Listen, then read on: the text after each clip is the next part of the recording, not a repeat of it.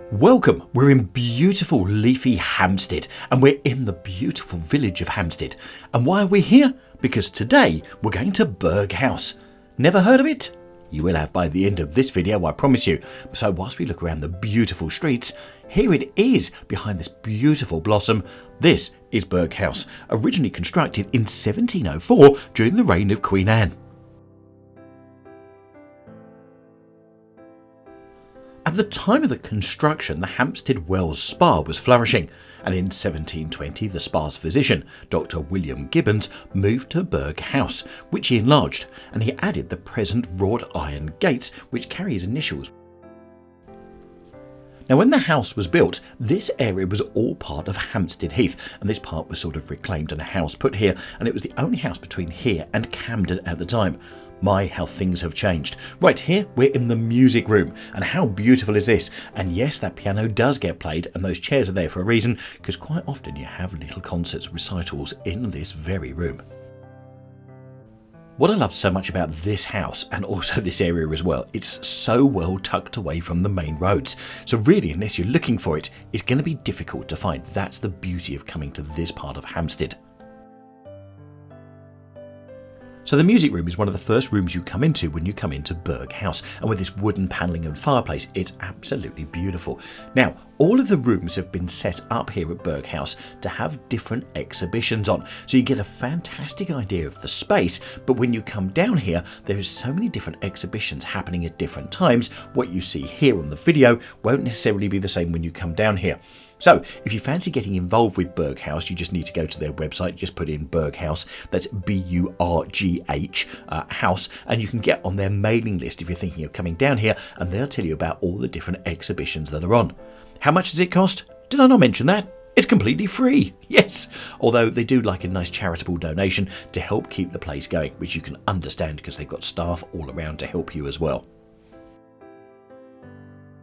Now, as you can probably understand with the books in the corner, yes, this is the library, but once again, all set up with paintings and art and various other things that are here. And also the chairs are all set up as well, but they've got little pieces of, well, they put things on the chairs so you can't sit down on them. So basically you don't ruin the furniture from years gone by. And there you go, that's one of the artists that they've got in residence in this room. So you can get an idea of her art as well. Now, as far as all of the areas holding the art, this is probably one of my favourites. And the reason for this is it's actually set up as the Peggy J Gallery. But not only have you got the art on the wall here, you'll see in a second that the painter is also here creating art as you look around. And it's fantastic to see. So you'll see that in just one second. But if you've been to Hampstead or know the Hampstead area, you'll recognise most of these pictures as well, all done by the artist of the Hampstead Heath area. And some of them, I must admit, blew me away because it's almost like you're standing there in the view. Wonderfully done. The reason I sort of took to this gallery is because as it's a modern part which has been added to the building, the use of natural light from these skylights is absolutely beautiful. Not just that main one, but also at the sides as well, brightening up the paintings. But as I said, the number of people that pass through here at different times, who knows what you'll see when you come down here. And there you go, that's the painter doing his work right there with someone talking to him and asking all about his techniques. They really do want to share with you as well. Right, we go up to another gallery in just a couple of seconds, and we're going to go up those stairs. The house has had many uses over time, and I'm going to tell you more about those in just a couple of seconds. But also what you find now is lots of people are getting married here. And can you imagine a better place than the music room downstairs? Absolutely fantastic. Now, one previous inhabitant of the house was Israel Lewis, who was an upholsterer. Now, he was involved in a court case in which he was found guilty of creating a nuisance by making an enclosed dung stall in his garden and was fined £5 and made to remove it. And until the 1870s, the house was known as Lewis House. So basically, it was the precursor to the compost heap. God, just think of that these days. You could have one in your back garden now and charge £5 for the manure to be given out for other people's roses. In 1858, Burgh House was taken over by the Royal East Middlesex Militia and was used as the headquarters and officers' mess until 1881, and then in 1884 the house returned back to domestic use. So not only have you got the galleries downstairs and upstairs, but upstairs on the first floor, it actually houses the Hamsptead Museum with permanent exhibits on local history and culture. So a lot of these photos are taken of the local area.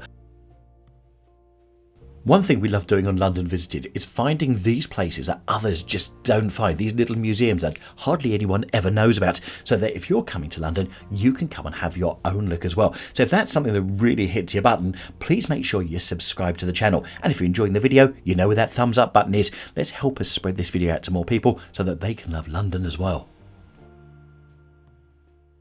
The house from 1906 to 1924 was occupied by Dr. George Williamson, who was an international art expert.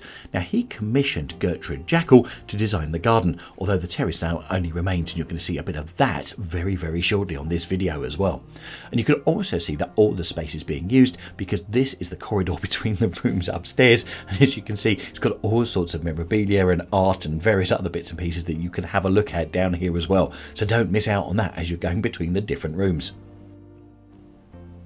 Right, purpose of this isn't to show you what I had for lunch that day, but it's to give you an idea of the cafe. And yeah, this homemade soup, which is a vegetable soup, was absolutely gorgeous, as was the cream tea. Well, so was the black coffee as well.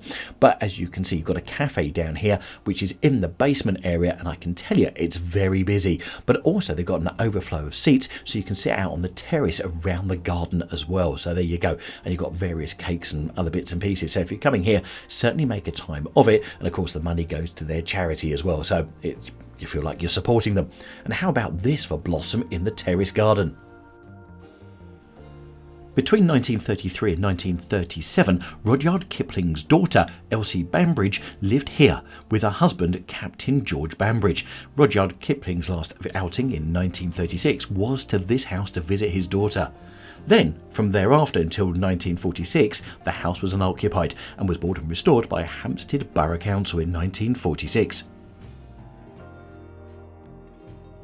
Then in 1977, with the discovery of dry rot in the building, it was threatened to turn the whole place over for commercial use.